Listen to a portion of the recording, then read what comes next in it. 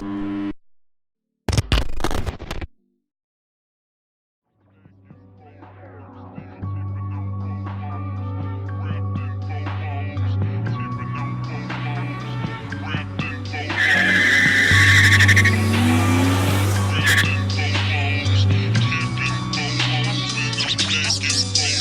guys, welcome back to the Turn 4 Automotive YouTube channel.